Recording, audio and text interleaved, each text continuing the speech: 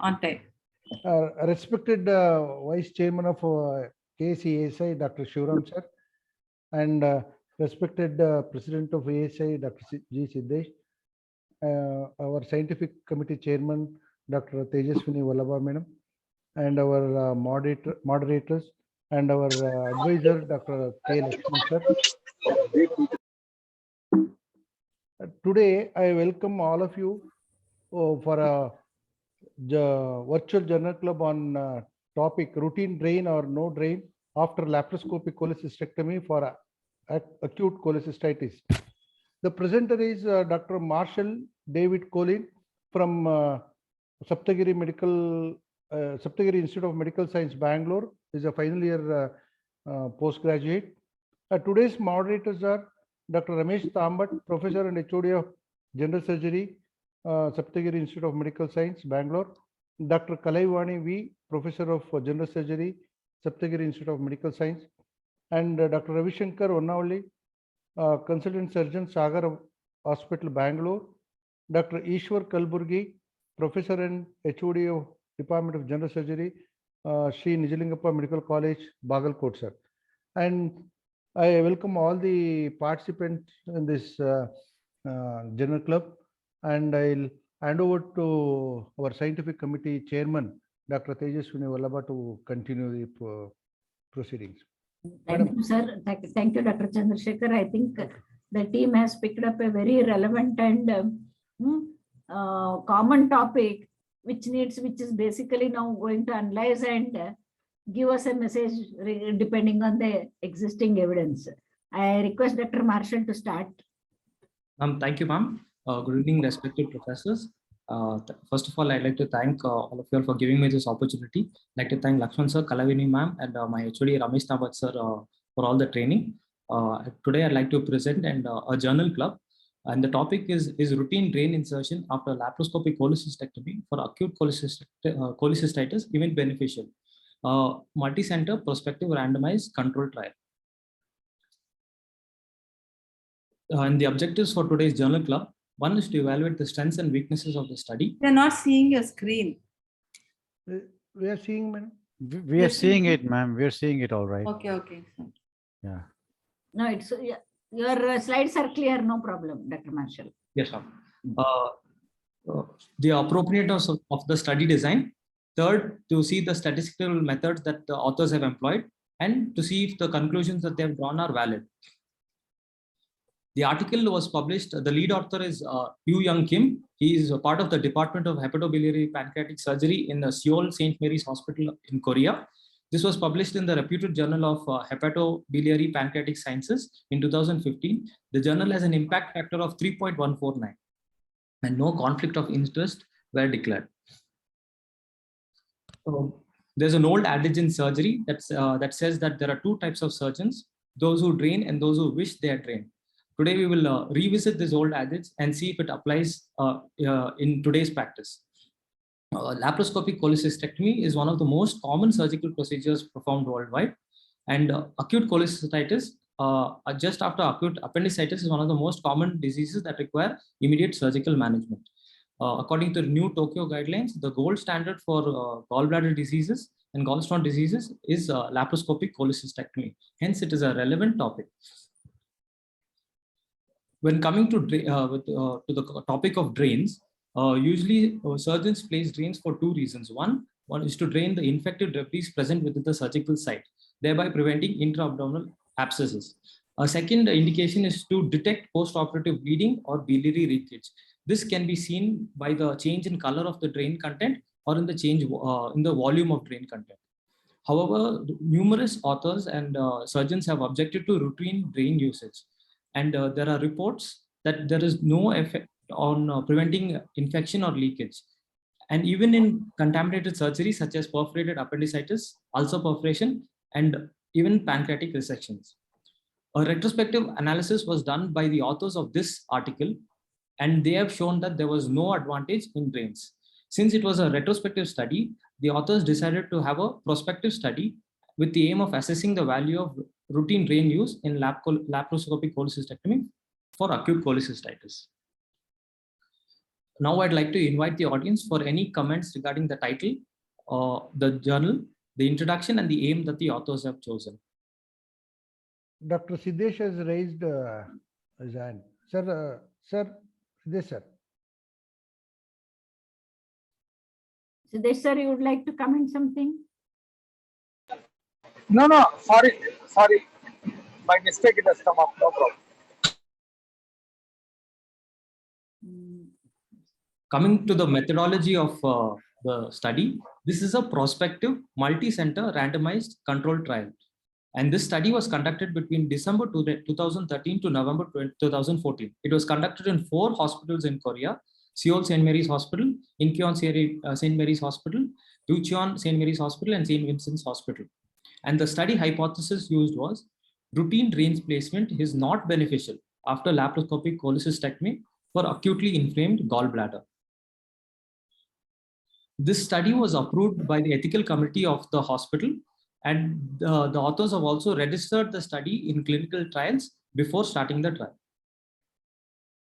The inclusion criteria used by the authors were: 1, a clinical diagnosis with a positive Murphy's sign, leukocytosis of greater than 10,000, or a fever greater than 37.5, which later confirmation of the clinical diagnosis by the radiological means, in which they would look for gallbladder thickness of greater than 3 mm, or a contrast enhancement or striations, intraluminal findings of abnormal gas, hemorrhage, or sloughed off mucosa, or pericholecystic changes.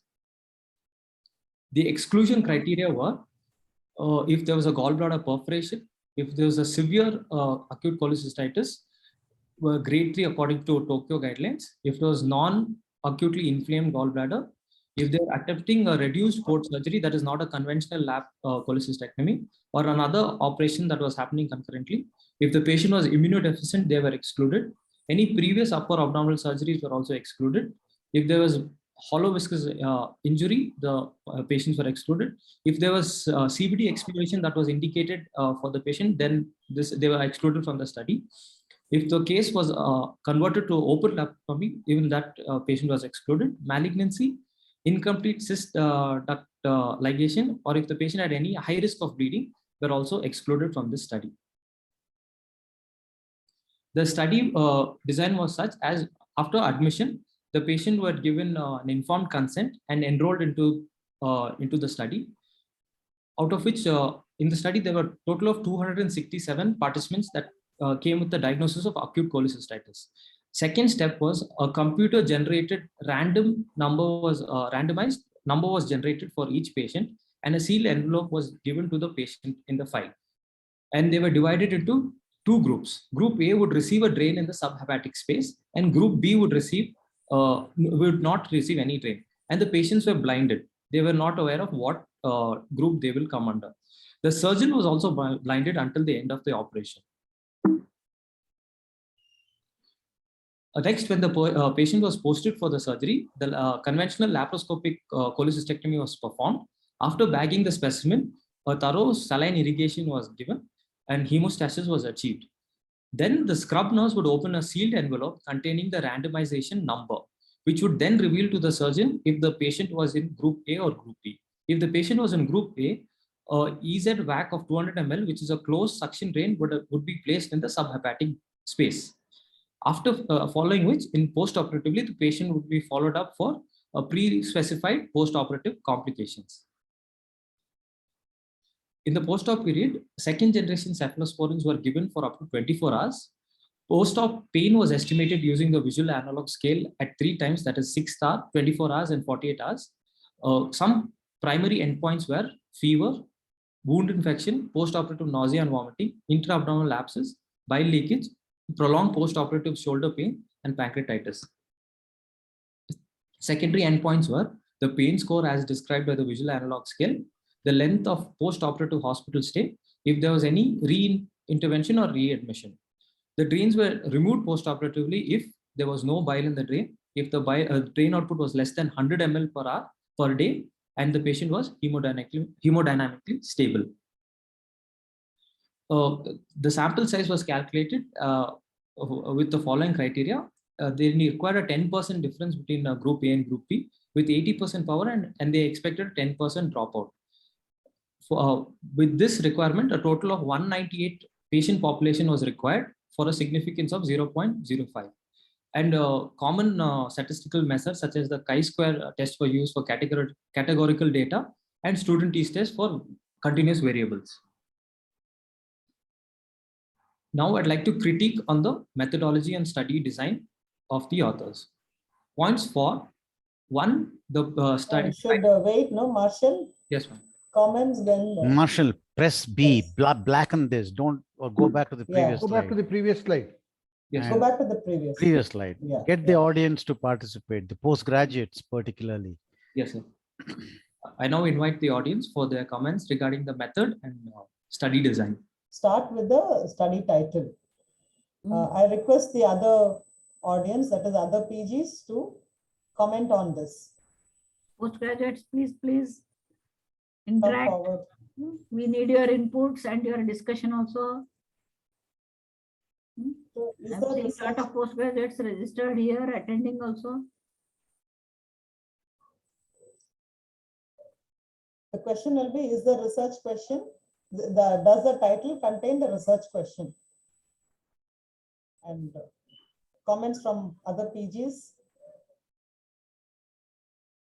Have to come forward and participate, otherwise there's no discussion here.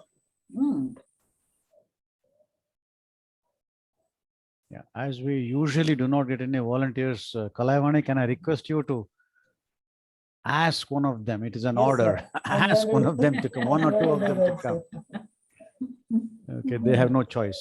The only problem is we need to know who the postgraduates are. Arvind, Yeah.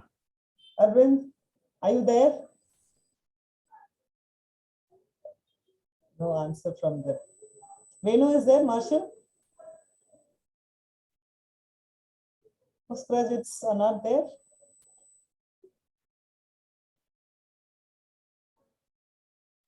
Shifa?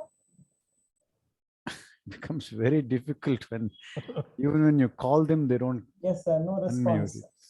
It's Come on, Shifa. sad, really. Any final year postgraduates? I called the final year PGs only, sir. The others are all juniors, so All from- I don't know other college PGs. Yeah. Dr. Shabbir Pasha, Dr. Abdesh Kumar, anybody here? Dr. Mama, I'm just going through the list of the participants and calling. Sudhir, Shubha, Shifa, come on. Are you not able to unmute or what? That's what you told last time. there is Good evening, Zeba. ma'am. Yeah. Yeah. Yes, Come. ma'am. Yeah, please. comment. Is the title correct or not? Does it contain the research question? Is a question here. Yes, ma'am. Yes, ma'am. You can't just say you have to discuss, tell me what exactly it says and what exactly is the doubt in their mind. Ma'am, the title asks whether the drain should be like used in the laparoscopic cholecystectomy after the laparoscopic cholecystectomy for acute cholecystitis. So you think that the title is conveying all the message, what the question they have in their mind? Is it conveying Yes, the research question? Yes, ma'am. Yes. Is it conveying the type of study? Yeah, ma'am. Randomized control trial. It shows it is telling us that it is a prospective randomized control trial. So based on this title, can you give us an opinion whether the study will be of a good level of evidence? Yes, ma'am. How?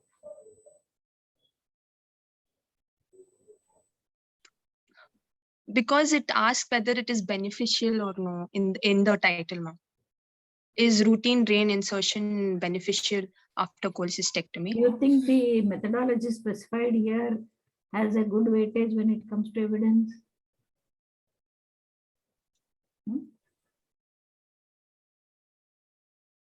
A multi-center prospective randomized control trial. What does it suggest? That it is being performed in many centers, ma'am. And then it is also randomized. So it carries more weightage. Okay. Marshall, can you be more specific? Oh, Comment on the yeah. title. The title is title.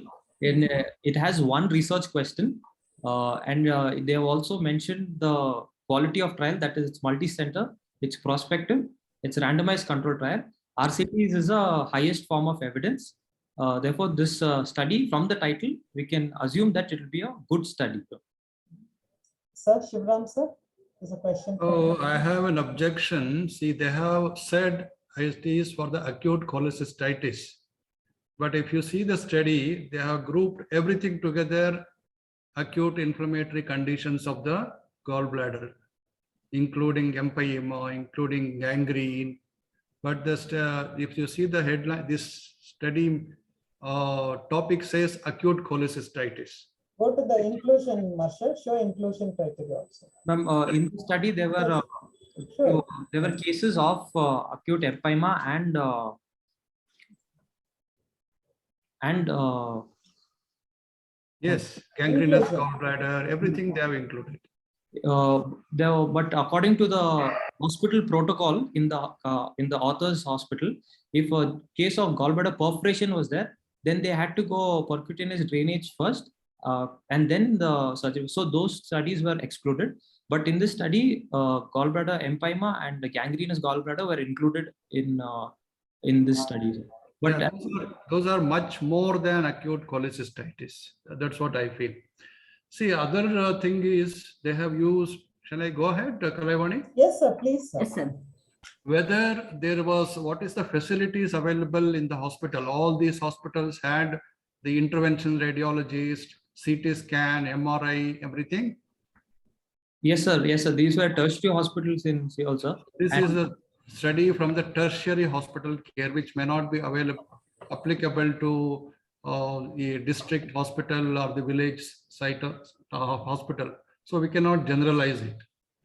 And you said in the radiological thing, there was the gallbladder wall abnormalities, contrast, enhancement. So these things can be made out in the CT scan, or what, all the cases were done CT scan in these cases? So they have not mentioned. They have not mentioned that, sir. They just told they can be the clinical diagnosis would later be confirmed by radiological means. Yeah. But they have not specified either ultrasound or CT, sir. Many of the findings what had shown that it indicates that they have done CT scan in The contrast most of the enhancement and cases. striations are suggestive of CT descriptions only, right? Yeah, sloughed mucosa, all these things. No? Yes, sir. So, and also, why do anybody use suction drain in the acute cholecystitis? I think all of us use a large tube drain. Yes, sir. They have mentioned this drain, sir. It is a suction drain, and they have not mentioned the caliber of the drain, and they have not mentioned if they have used any other type of drain, sir. Only one drain they have mentioned. So I feel that if they had used a large bore non-suction drain, that would have made a difference in the both categories. And when was the antibiotic started? Again, they have not mentioned, sir, but we can assume that they have started at induction, at admission, sir. This is acute cholecystitis. Okay, right? So at admission, it will they be have not treated. mentioned in the study, sir. I think they have mentioned at the beginning itself. Just check again.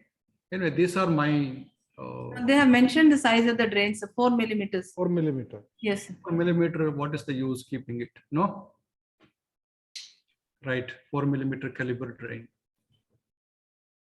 What drains all of you use? If you keep a drain? I use a Sir, rice usually mixer. we'll put a, sir, we practice putting a suction, Romovac. Yeah, Romovac without suction, sir. without suction, right? Without suction. Dr. Lakshman is raising them, sir. Right. Thank you. Sir, Dr. Lakshman, sir. Lakshman, No, Manjusha had come before me, so please. Oh, Dr. Manjusha, yeah, please. I just had one query. If the radiological findings are suggestive of gas in the wall and all this kind of thing, they're thinking of gangrenous cholecystitis or empyema, then not putting drain just because randomization says that you should not put drain in this particular patient, it is justifiable from the patient's point of view. Yes, ma'am. They have the study authors have taken ethical clearance, ma'am, And only if the patient gives the informed consent after admission will they be enrolled in the study. I have not asked that question. Good question. Everything is to be conducted after the ethical approval. If I find the gallbladder is gangrenous or empyema is there, what my logic says that I should put a drain rather than that he has given a consent for the trial. That is what my question is. Is it justifiable from the patient's point of view that even if he has given a consent and the chit comes that he should go into the group where you should not put a drain, is it justifiable from the patient's safety point of view? Can I come in to answer that? Yes, sir. Yes, sir. Yeah. Doc, lots of retrospective studies have shown that there's no need for a drain, even in gangrenous gallbladders. All right. So when you take out the gallbladder at laparoscopic or open surgery, give a good washout as these people did, there is no need for a drain. So it is not unethical not to put a drain. And, you know, based on this data, which actually came out more than 25 years ago, we have not been routinely draining gallbladders at all. So it is justifiable not to put a drain even if you find empyema. As you say, your logic says that it should be done. The whole purpose of a journal club like this is to question that logic. And if you see the data from this paper, and there are many other papers like this, you will find that that logical statement does not hold water. That is the purpose of journal club. So there is nothing unethical about not draining for the patient's sake only we're talking about. And they will show that the pain in fact is more and the patient discomfort is more. At the end of the paper, you will see the results. The pain factor is much more in patients who are drained, and the complication rate is the same in terms of intra-abdominal abscesses, wound infection, and things like that. Can I add rejoinders to what Dr. Shivaram has said?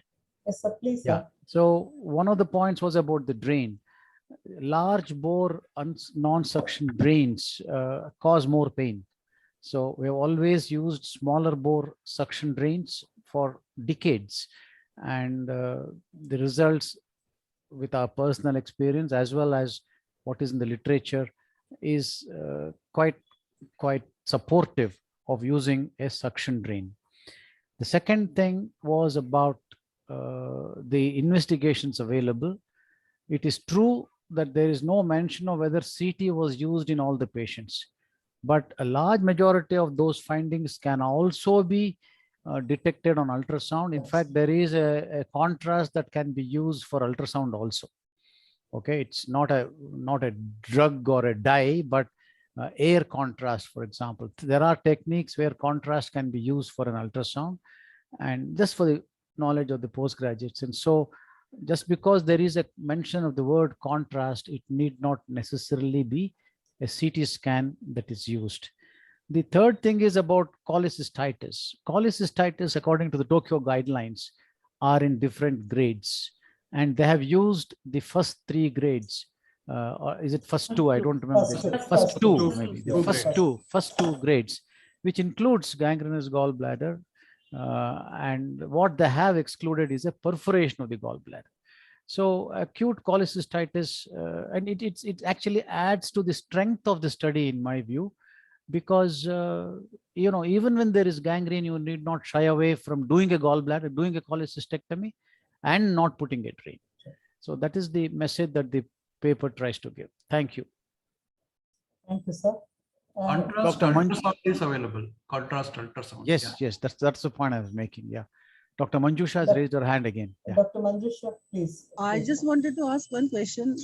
How many patients who had not been put a drain had come across a major complication? That statistical analysis, I mean, can somebody throw light on that?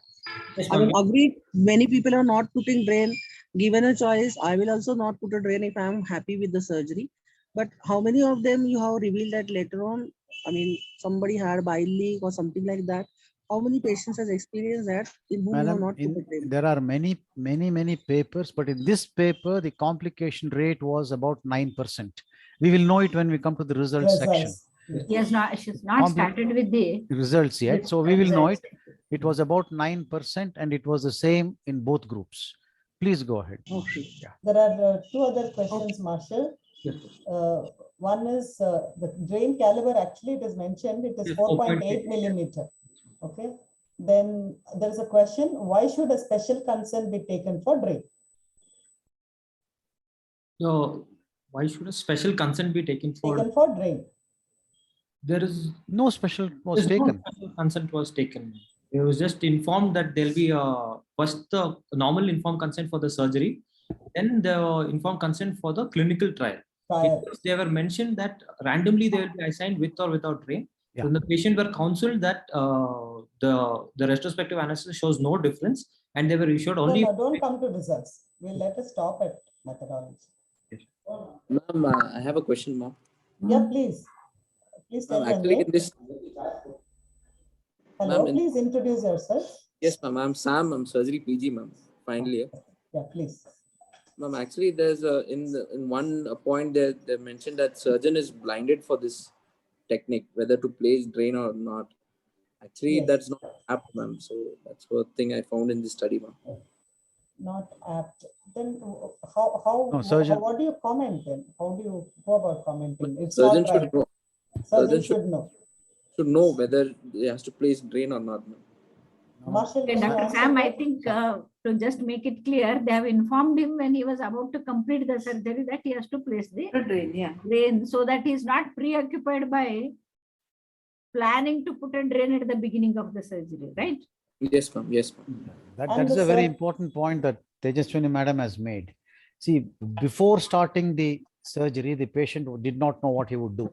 So he would do a routine gallbladder that he would normally do for a given operation, for a given acute cholecystectomy. That is important because if he already knows before you starting the operation, he may be biased, he may change his technique, even subconsciously.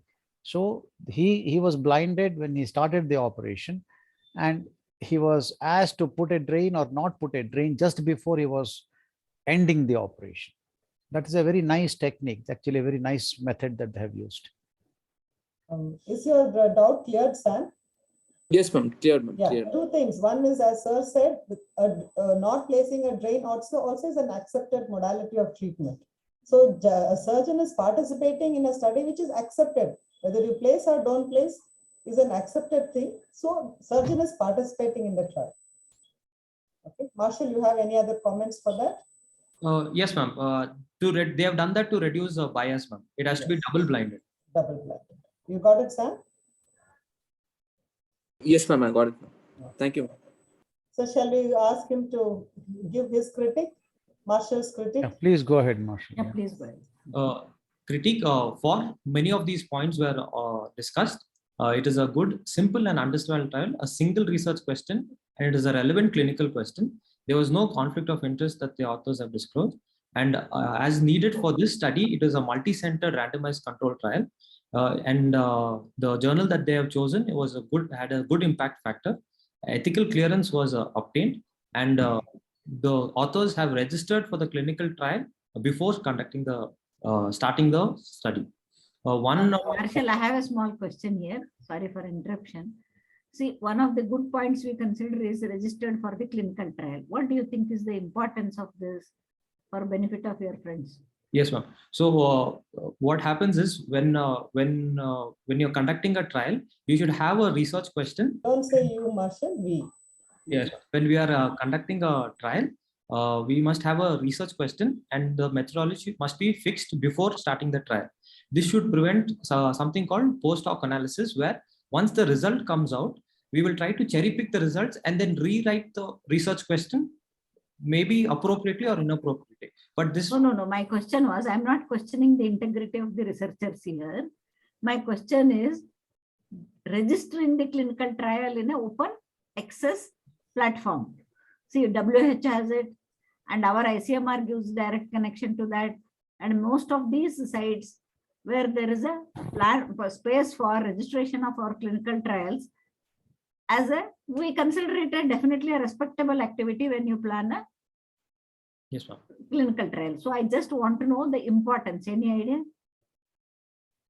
Ma'am, for replicating the Is it important to be registered? Is the question, Marshall. Ma'am, I'm sorry, I couldn't hear you, ma'am. Okay, Is no it- problem, no Is problem. it important for the trial to be registered? Is Madam's question. Yes, ma'am. It is important for the trial to be registered. So one is to standardize the methodology. Second, to help replicate it. And third, to prevent the improper analysis at the end. Not only that, yeah. Most important is you are putting your data, your methodology, everything into an open access where there is a significant good quality of peer review. Whether it could be some other researcher, some other centers or anywhere where they have an access to see what is happening, compare, replicate, and it means that they can replicate or whatever our results will be, may be consistent, may not be, but it is definitely indicates the quality of the research and also integrity. And yeah, that's a Yes. very good point made by Madam. And if I may add, Marshall, the purpose of any research that any postgraduate or any person does, is not just to write a thesis because it is mandatory, but it is to learn the methods of doing research and understanding the significance of evidence. And above all, your aim, every postgraduate's aim must be to get a publication out of it, out of the study that he does by the end of 3 years. So if you want to publish your results as an original paper in many of the journals, they will insist that your trial or your study must be registered in a internationally recognized registry.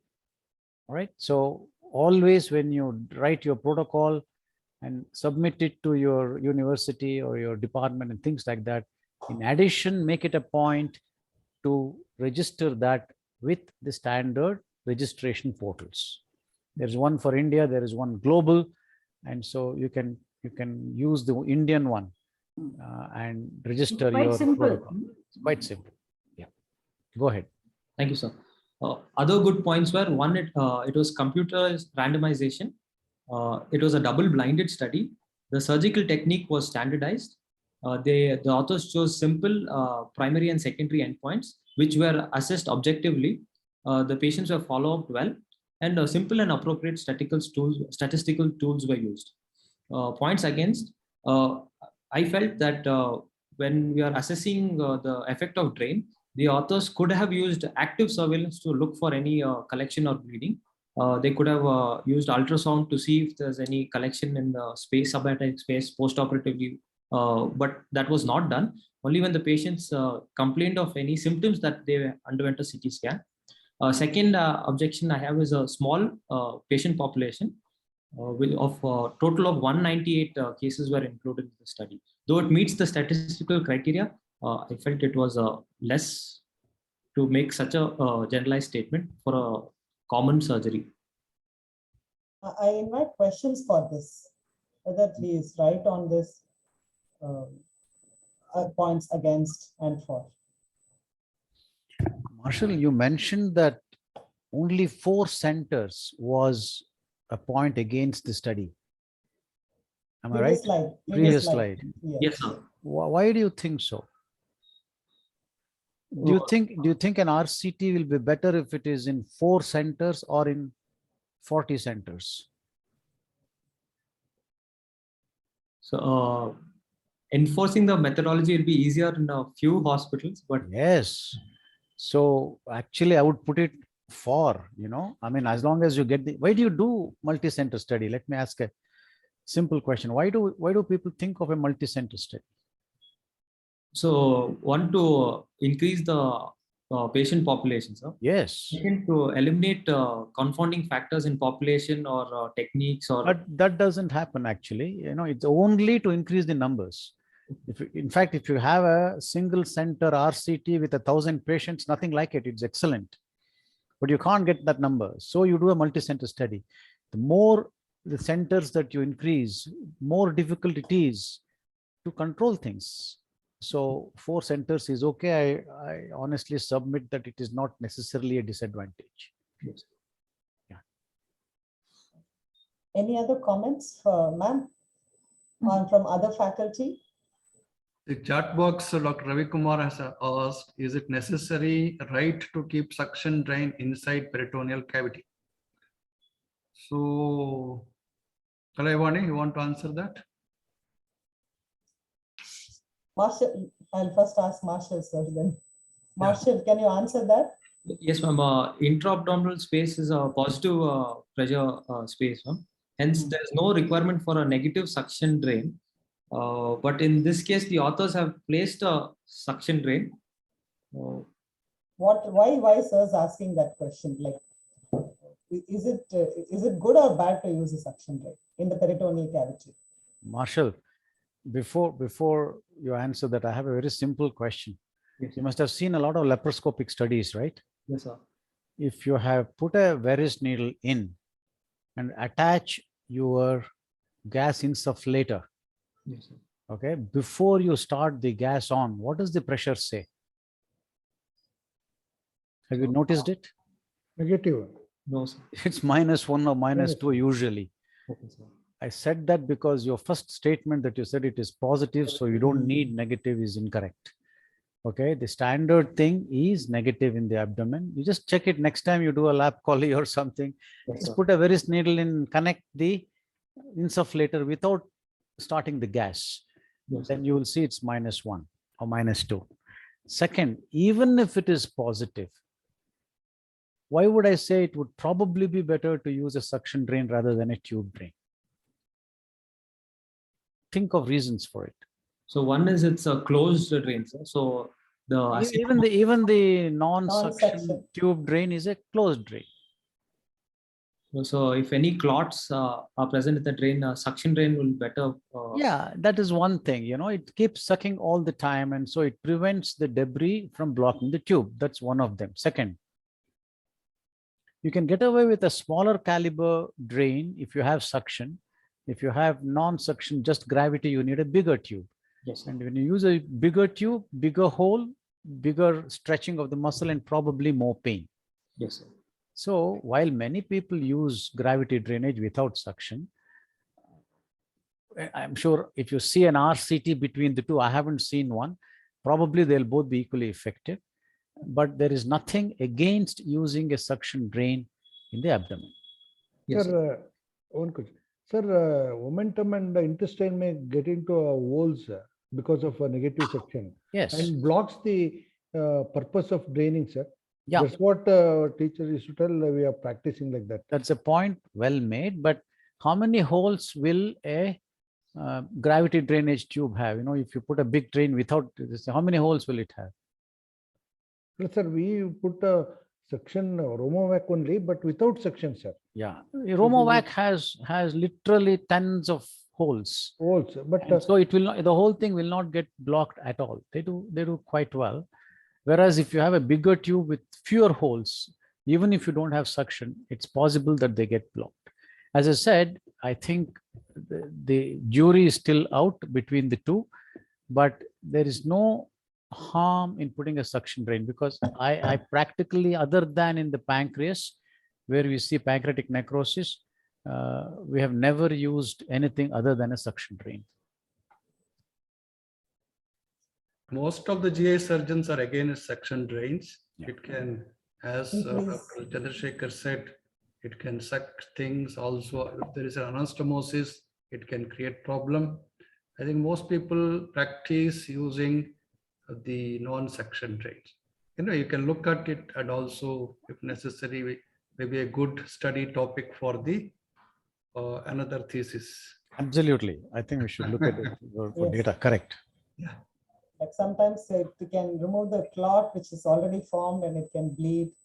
All those fear is there. And if the drain by chance goes near the clip, there's a stick duct, it can suck out. So all these doubts are there. But I haven't read any articles, sir. If anybody else, sir, probably Lakshman sir has already given all the evidence. Yeah, I mean, proceed, sir. Yes, He sir. has said about his Yes, sir. practice. No. This is as I said, I'll have to quote certain studies for this. Yes. And I'm also looking at the global practice.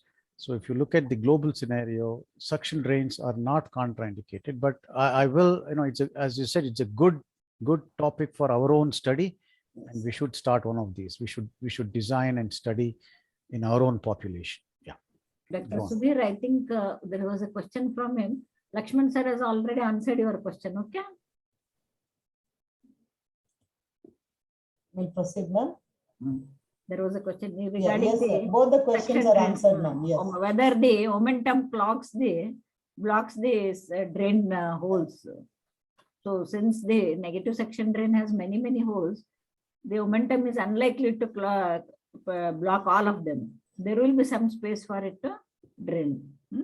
There's another question. What caliber suction drains are used?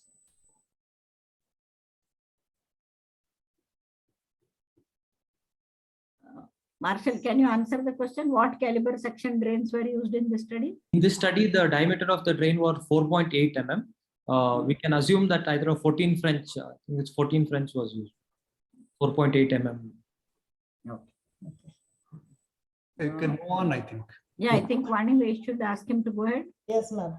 Results. Go, Coming to the results, as mentioned earlier, a total of 267 patients were admitted with acute cholecystitis, or as rightly pointed out, it was acute inflammatory disease of gallbladder, not only acute cholecystitis.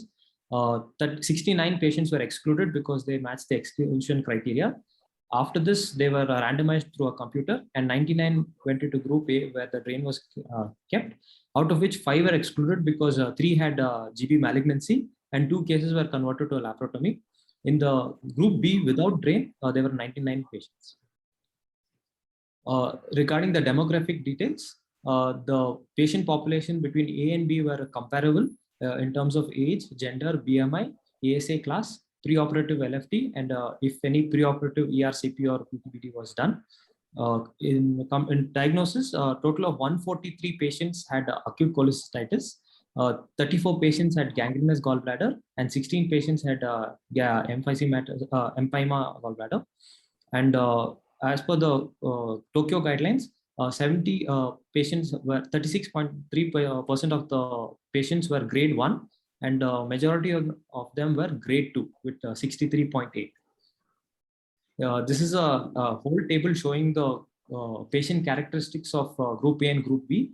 And as we can see in the pi values, they were well randomized, and there was no significant difference between the two. Hence, they were well randomized and no confounding factors were noted. Coming to the post-operative findings, this is the whole data set. The most significant ones were as follows. The operative time was almost the same at 45.4 minutes. The post-operative stay also was at around 2.5 in the patients with drain and 2.3 days in the patients without drain. Pain at 6 hours were same in both the patients, but the post-operative pain in the group B, that is without drain, was less as compared to group A, and it was statistically significant. The wound infection rates were 4 patients had a wound infection with drains and 3 patients without. Bile leak happened in 1 patient in group A with drain. Intra-abdominal abscess was present in 1 patient in both group A and group B. There was no significant mortality in both the groups. As mentioned earlier, the only significant value was the post-operative pain at 24 and 48 hours, which was significantly more in group A with the drain. Coming to morbidities, there were a total of 18 morbidities, 9 in group A and 9 in group B. 4 wound infections were present, 2 at the drain site and 2 at the 2 infections at the umbilical trocar site. 1 patient had bile leak and it was managed conservatively. There was 1 case of bleeding, subhepatic hematoma. However, it was not picked up by the drain. It was only in the follow-up that the patient presented to the OPD with pain, and the CT was done, which showed the subhepatic hematoma and was drained percutaneously. Similarly, 1 case of intra-abdominal abscess was present, where the patient again was discharged after drain removal and with no signs of abscess in the drain. When the patient came back for follow-up with the vague abdominal pain, CT was done, which showed collection and was drained, and patient managed conservatively with antibiotics. In group B, that is without the drain, there were 3 cases of infection at the umbilical trocar site, and there was only 1 case of intra-abdominal abscess. Coming to the post-operative, as mentioned earlier, post-operative bleeding was present in 1 patient. This concludes the result. Now I'd like to go to the discussion. Wait, Marshall, any questions or doubt regarding the results? Any clarification? There are some questions.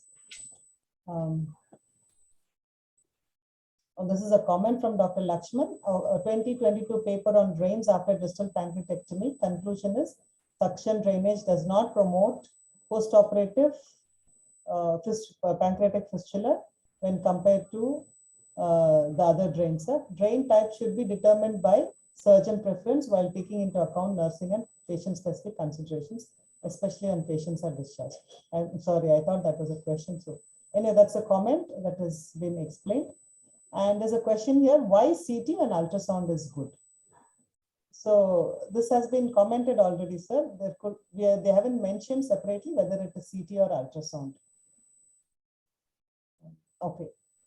Any other comments or questions from other PGs and faculty on the results? No, the hematoma might have missed because such a small drain, no? Caliber drain, that's why. It may not have picked up. So, however, these differences were not statistically significant, right, Marshall? Yes, ma'am. Yes, ma'am. Only the postoperative pain at 24 hours was yes, ma'am. Statistically significant, 24 and 48 hours. Okay. There are no comments. Shall we ask him to proceed? Yes. Proceed. Yes, to the discussion of this study, as mentioned earlier, the indications, the logic in placing the drain, one is to reduce the infection and then to monitor for any biliary leakage or bleeding. That is the conventional logic used by surgeons. However, certain experimental studies have shown that the omental tissue surrounds and occludes the drain within 48 hours, rendering the drain ineffective. And as seen in this study also, an absence of blood or bile or pus in the drain does not mean that there is no post-operative bleeding or bile leakage. And in this case, in this study also, the one case of hematoma and bile leakage, the patient presented in the OPD and there was the drain did not contain any clues to that diagnosis. And if post-operative complications does happen in acute cholecystitis, it is the prevalence is very less, documented at 0.1 to 0.9%. Therefore, the authors argue that if with such a less prevalence of complications, we may not need to routinely place a drain. And even if there is a complication, it can be easily elicited through the clinical history, simple laboratory studies or radiological studies. So the author's question is the drain effective in removing the inflammatory residue? As seen in this study, there was one case with intra-abdominal abscess, but the drain could not pick up the abscess. The patient only presented after drain removal in the OPD. And the authors have mentioned that drains have certain disadvantages, that they could elicit, they could trigger bile leak from superficial duct tubes. They are a mechanical irritant in the liver bed. They have a suctioning effect that could harm the tissues. They create a dead space, which is a nidus for infection. They're prone for ascending infections, and they also have the possibility of migration or kinking. And if all, and the authors suggest that if all infective sources are removed during laparoscopy through a good irrigation, a routine drain may not be required. And coming to the second aspect of drain that the author mentioned was the pain caused by the drain. One of the biggest advantages of a laparoscopic approach is the reduced pain postoperatively. However, when you do place a drain, the postoperative pain increases as evidenced here in the visual anatomy scale at 28 and 48 hours. And this also happened to be the only statistically significant finding. Based on this, the authors have concluded that drains are not routinely indicated. However, they may be used in a case of high concern of bile leak. If the surgeon is suspecting a CBD injury, they're not confident with the incomplete ligation of the cystic duct stump, or there's bile staining even after good wash, or the patient is a high risk for bleeding diastasis, such as liver cirrhosis, ITP, or other hematological dearrangements. Therefore, they have concluded that routine drain insertion is not beneficial for prevention or reduction of postoperative morbidities, and they can even cause prolonged postoperative pain, and therefore should be avoided except in high risk of postoperative bleeding or bile leakage. Wait. Don't put that slide. Yeah, now the questions are invited for any kind of critical analysis. Again, let us start with postgraduate students. Anyone else has any comments? PGs, come forward. Participate. We are not going to criticize you. We are only critically analyzing the paper. Dr. Srikanth here. Yes, sir, please, sir. When you mentioned that when you're suspecting CBD injury, you're keeping a drain. Yes, sir. It is better to do an intracholangiogram or to keep a drain and come out, which is better when you're suspecting CBD injury. Sir, if the facilities are available, it is better to interrupt to do cholangiogram, sir. But in this study, the authors have not mentioned if they have attempted such, sir. And they have not also documented if there was such a case where they suspected biliary damage, where they kept a drain instead of doing cholangiogram. They had not encountered such a case, sir, in this study population. But you have recommended here, no? Someone has recommended here, no? When you suspect CBD injury, incomplete cystic duct ligature, then keep a drain. Yes, sir. They have recommended, but they have no patient has had that problem in the study. Which is better, to do a cholangiogram, intracholangiogram, or to keep a drain and come out? Sir, it's better to do intraocular cholangiogram, sir. So we can rectify the problem if possible, sir, instead of wait and watch approach, sir. There is some question. Was a preemptive local anesthesia given at port site in consideration of drain site pain? Have the authors mentioned, Marshall? They have not mentioned, and also it would defeat the purpose of this study if they had put post-op analysis here. Maybe they can, because at 6 hours it has shown that the post-op analysis is the same. So maybe it is an indication for post-op local anesthetic infiltration. But in this study they have not mentioned, and I think it's better not to mention, since we are pain is one of the secondary endpoints in this study. See, the question here is presence of drain itself is the cause for pain. Even if they have infiltrated the local anesthesia in both the groups, the results would have been same, because the local pain factor is mainly because of the drain, not the port site. Whether right? Yes, sir. Most of the patients complain of pain at drain site only rather than the operator site. Yes. Then there's another question from Dr. Naz. Is a small drain a choice because of laparoscopic port site? Had it been an open surgery, would the same size drain be used? The logic for using this drain was that they had used 5 mm trocar ports, hence they needed a drain of that size. So, and I don't think that question. No. You don't give your opinion, Marshall. You have to give evidence. No, ma'am. They mentioned in the study that because of 5 mm trocar, they used a 4.5 8 mm drain. Yes. Yeah. Any comments from other faculty for this question from Dr. Naz? Ma'am, Tejaswini ma'am. Hello. Naz's question: is a small drain a choice because of laparoscopic port site? Had it been an open surgery, would the same size drain be used? No, basically not as any form of evidence, but in general, I think open surgeries, we tend to use a little bigger one. As more of a tradition, with an assumption that it is going to drain the area.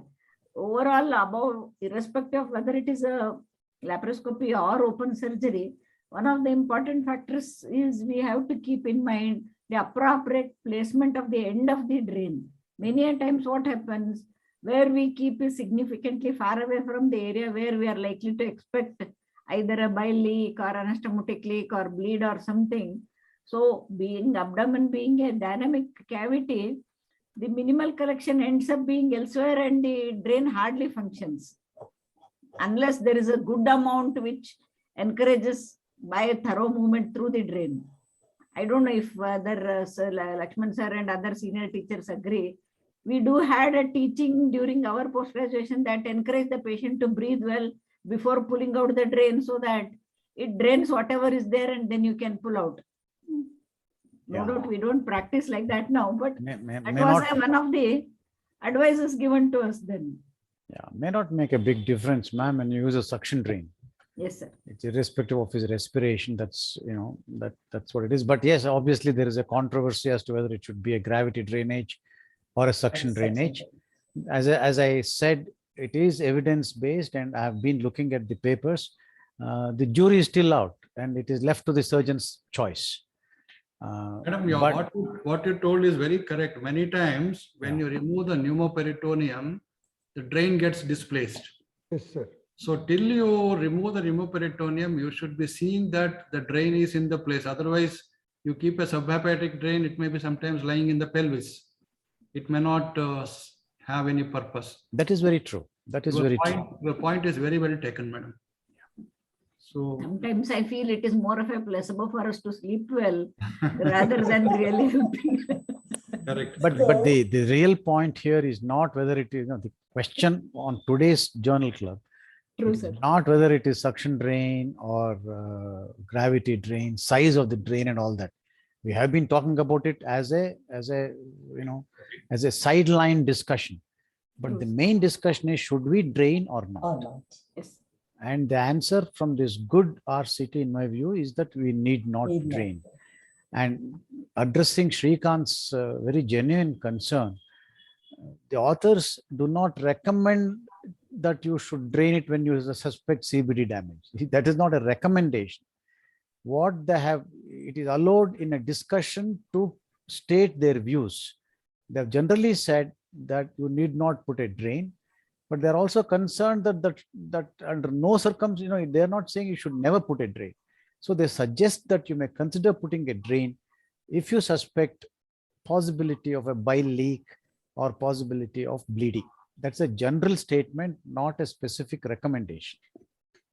But the entire, their whole theory depends on the drain site pain. So nowadays, most in our hospital now, they practice the pain block, tab block and all.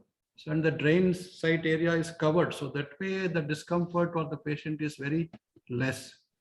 Other than that, now you see if there is a subtotal cholecystectomy is done, or whether the cystic duct was sloughed off and clipping was not adequate. These are all some of the things where probably drain is a necessity. Yes. So those things are not brought out in this paper. Yeah, that is true. But even though they are not specifically mentioned all that, they have clearly said they've actually excluded. If you look at their exclusion criteria, then you will see they have excluded people where they suspect improper clipping of the cystic duct, if I'm not mistaken. Incomplete cystic, great. Yeah, that's what they mean by incomplete cystic duct. They're not able to deal with the specific cystic duct. They excluded it. So obviously this doesn't address that subgroup of patients at all, or a CBD exploration. Yeah, that's why they have mentioned it clearly. Yeah. So Marshall, Yes, ma'am. This one topic has invited so many questions, right? There are so many comments, and there are many surgeons are coming with different views. Yes, ma'am. Now, what do you infer from this discussion? Ma'am, that one is every case you can't generalize, ma'am, and you must see every case as an individual case. And there are many ways also to do the same surgery and same step, and everything has its own advantage. I think I'm not asking you about the subject from the research point of view. What has all these discussions made you to think? They brought out, actually the faculty have brought out this point. We'll discuss for another few minutes quickly. No.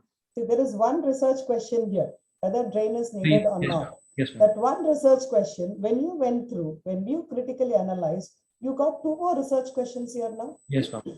So whether suction or non-suction drain, that's one research question which you have brought. That's an advantage of reading and appraising a journal club. Okay.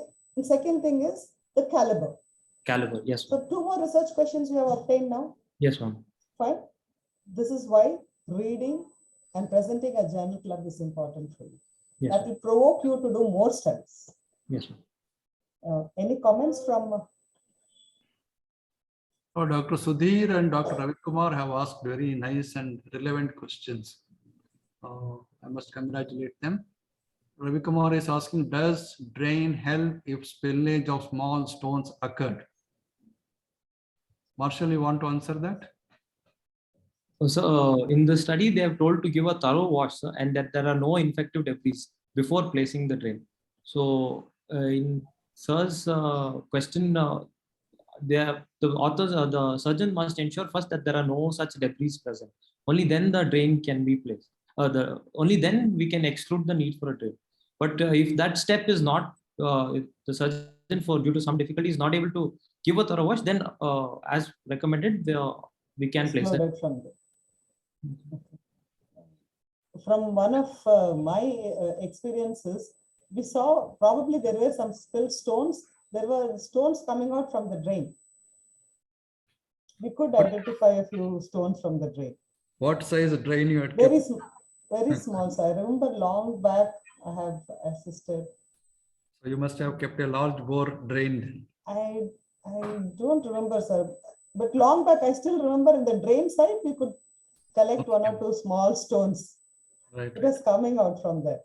First of all, I think we should avoid spillage of stones as much as possible.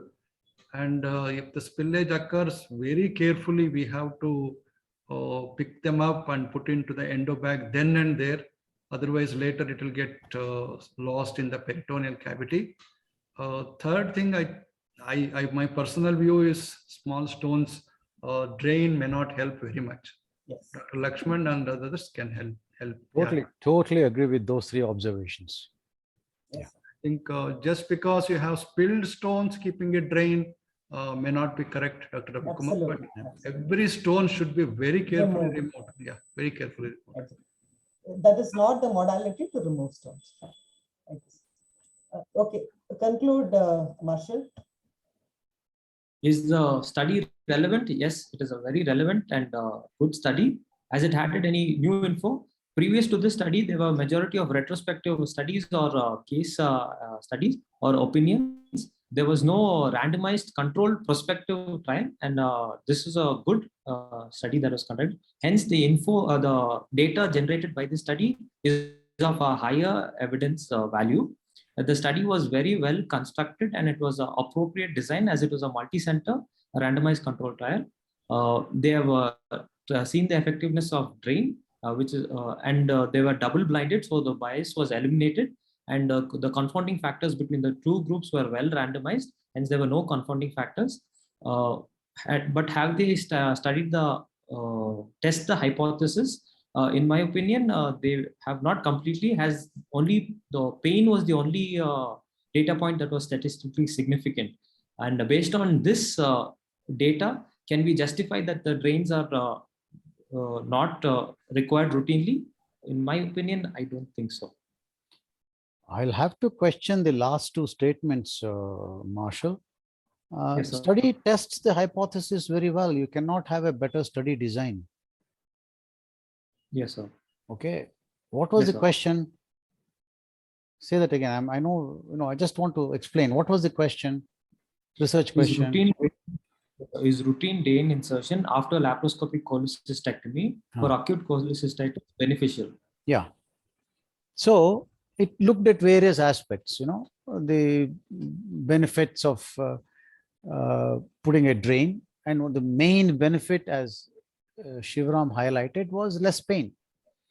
Okay, and that and was the methodology of testing is correct? Yes, they had a very good follow-up. They had very good inclusion exclusion criteria, randomization, the whole lot.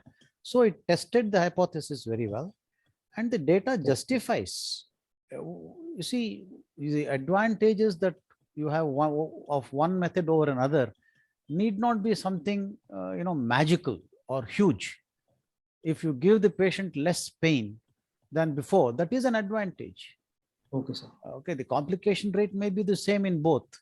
Okay, but sir. definitely they proved that in a very good methodology, they proved that pain is less. Yes, sir. Which is important.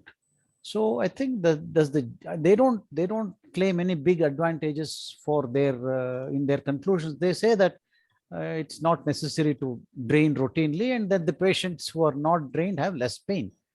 And that Yes. statement is justified by the data in the results section. Okay, sir. So I would say that they're both okay. Does it test the hypothesis? Yes. Does the data justify the conclusions? Yes. Yes, sir. Yeah. Sir, Because just one statement, please understand, in research, you do not have, earth-shattering discoveries on a routine basis. It's a very small incremental improvements that we have. yes, That sir. is all we expect out of research. Yes, sir. So why I mentioned that was since there was only one case of hematoma, one case of abscess, sir. So based on one patient, can we conclude that was No, you're not basing it on one patient. You should feel happy that when you have done how many? 197 cases or so. You had only two people with bigger problems. 9% had some kind of a problem, which is, it's a very, that is the standard also. I mean, if you look at any standard unit, that is the kind of experience people have. Okay, sir. Yeah. So comes to I purposely did not correct those, sir, because I wanted him to commit and Yes. questions raised, and Yeah, they will learn more, I feel. absolutely. so now to the audience, should we change our practice? First of all, what is your practice? That's a Keep it important right or question. not to keep it right? That's why I posed to the audience.